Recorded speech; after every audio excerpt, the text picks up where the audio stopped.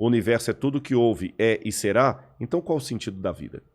Tem que ter algo fora do universo para conferir sentido ao universo. Se não houver uma física fora do livro de física, nenhuma fórmula dele tem sentido. Se não houver um sistema de crédito fora do cartão de crédito, ele não tem sentido. Se eu levar um cartão de crédito para a Idade Média, ele não vai fazer nada. Porque o sentido dele está fora dele. Então o universo, para funcionar, para ter sentido, tem que ter algo fora dele. Aí que eu peço licença para trabalhar com a hipótese de Deus. E Deus, ele estabelece leis para a organização do universo. Quando essas leis são quebradas, muito caos acontece. E as pessoas têm que entender o seguinte: o mal, nesse sentido, é semelhante ao frio e às trevas para a física. Você sabe que o frio não existe, né? É a ausência de calor. Ausência de calor. Também não existem trevas, é a ausência de luz. Também não existe mal, existe a ausência de Deus. Assim como a ausência de calor traz a sensação do frio, assim como a ausência de luz traz a sensação do escuro, a ausência de Deus traz a sensação do caos. E quando a humanidade quebrou as leis de Deus, ela optou por viver sem Deus, desde os primórdios. E viver sem Deus é viver no caos, é a morte eterna. Mas muitos da humanidade não queriam morrer. O nosso próprio genitor, o nosso ancestral, não queria morrer. O Gênesis mostra lá Adão tentando se cobrir com folhas de figueira, porque ele não queria ficar nu, nem Eva. Aí entra o detalhe que Paulo vai fazer uma análise soteriológica maravilhosa. Se você pisar na bola comigo, eu posso... Não, Vilela, perdoa, tudo bem, não tem problema não. Mas no caso de Deus, não basta falar perdoa. A história de Deus seria semelhante a de um rei que colocou no reino dele a seguinte regra: se alguém for apanhado roubando, vai ter os 2 olhos arrancados. Ninguém roubava. Você podia dormir com a porta aberta, não tinha cadeado, a delegacia ficava vazia, porque ninguém roubava, ninguém queria ter os olhos arrancados. Um dia os guardas trouxeram um rapaz que tinha acabado de roubar. Tinha que arrancar os olhos dele, mas esse rapaz era o príncipe, era o filho do rei. Que dilema, Vilela. O que o rei faria? Imagina, se ele manda arrancar os olhos do filho, ele não vai ter misericórdia nem do filho. Se ele poupa o filho, tá vendo que é filho do rei, pode. Se fosse o filho da faxineira, sabe o que aquele rei fez? A palavra de rei não pode voltar atrás, nem para o seu filho, senão ele vai ser um camarada corrupto.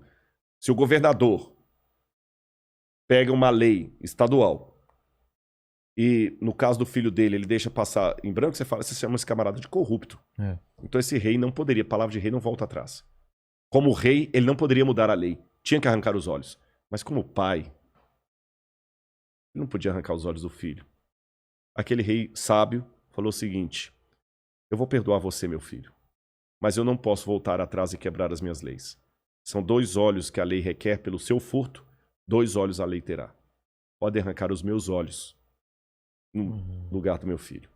É aí que a segunda pessoa da divindade, que o credo cristão chama de Jesus, estando em pé de igualdade com Deus, ele assumiu a forma de filho de Deus. Ele se diminuiu, se tornou um de nós, morreu na cruz do Calvário para que todos nós pudéssemos ser salvos. E ao Cristo morrer na cruz do Calvário, aí que está a diferença. A cruz não significava nem 1/10 do sofrimento maior que ele teve, que foi a ruptura com o Pai.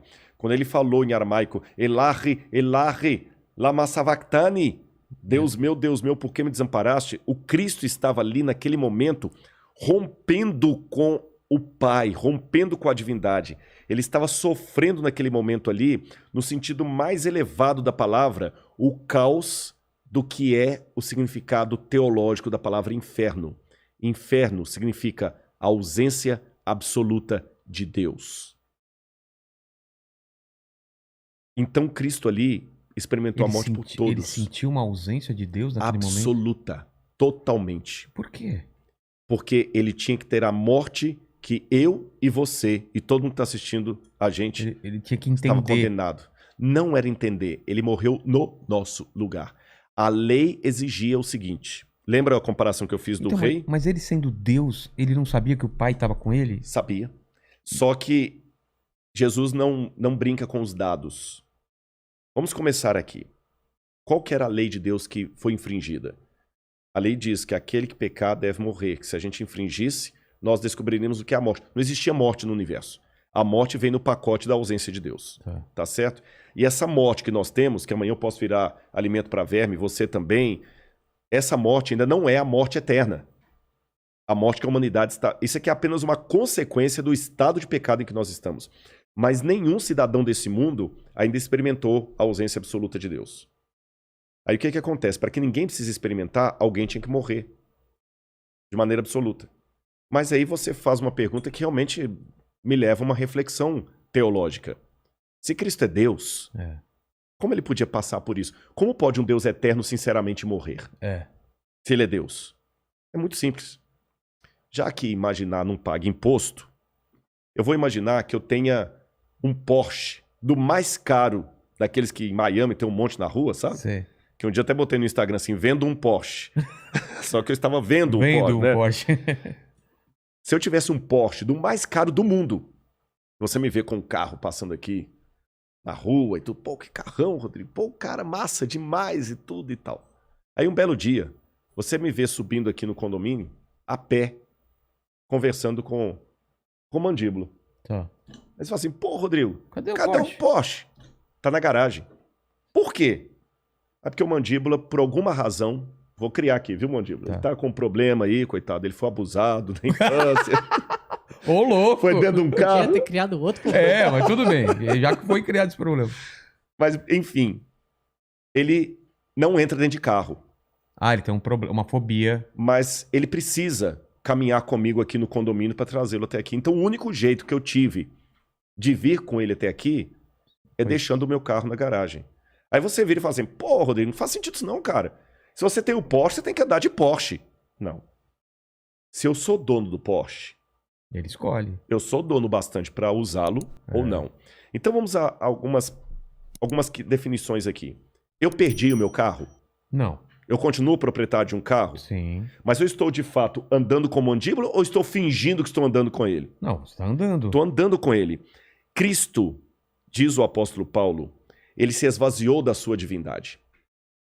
É esse o termo que Paulo usa. Filipenses 2, verso 5.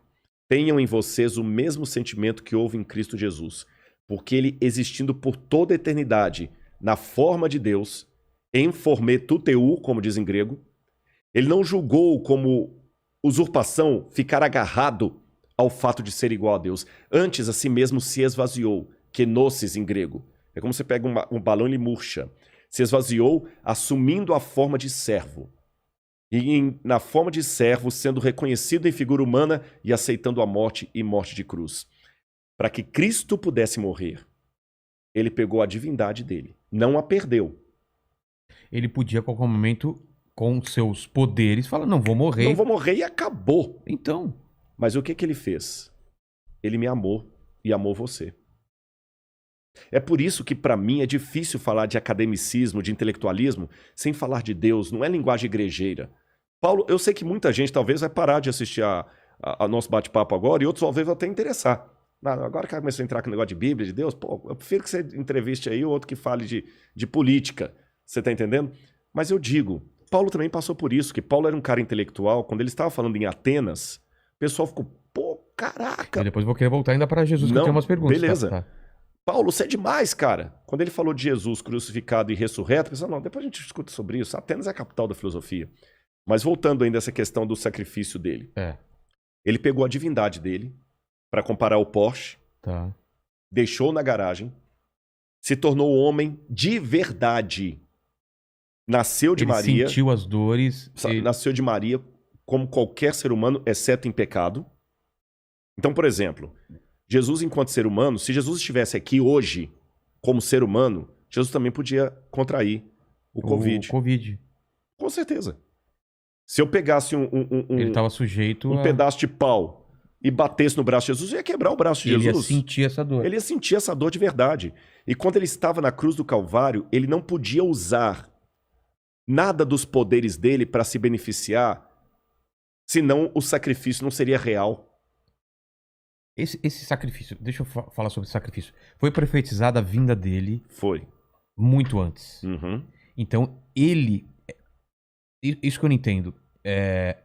esses profetas, quando falavam que havia um cordeiro, que havia essa figura para salvar todo mundo, era Deus se manifestando nessas pessoas, sabendo que ele ia vir, ou ele induzindo essas pessoas a criarem essa figura e depois ele se encaixou nessa figura. Você entendeu a diferença? Entendi.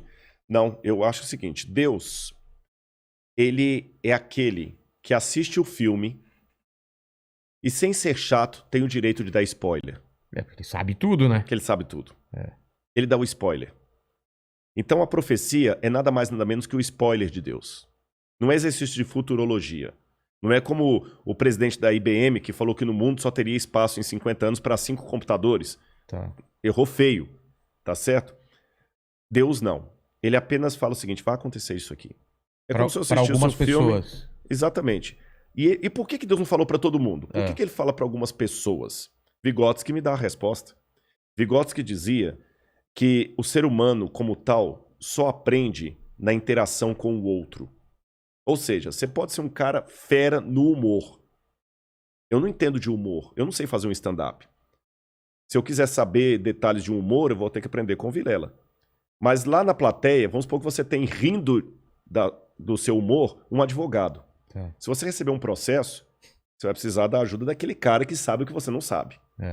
Em compensação, aquele advogado, se começar a passar mal, ele vai precisar de um médico que sabe o que ele não sabe. Então, cada um precisa da especialidade do outro. Se Deus falasse para todo mundo, seria uma relação muito unilateral. Deus e eu, muito vertical e individual. Eu e Deus, eu e Deus, eu e Deus. Deus fez o seguinte, olha, já que o ser humano, Vygotsky de novo, aprende na interação com o outro, ao invés de falar para todo mundo, eu vou falar para alguns que vão ser uma espécie de especialistas para revelar para a humanidade o que é que eu quero. E esses especialistas não vão ser arrogantes, não vão ser os que dominam, vão ser os servos.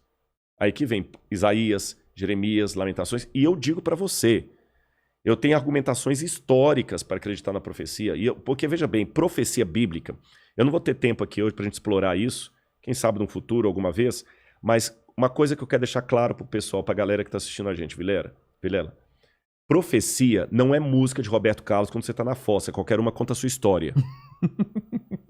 Tá bom? Profecia é muito específico. Tá bom? Eu tenho, por exemplo, a profecia de Ezequias. Ezequias é um livro que foi escrito no 7º século antes de Cristo. E quando Ezequias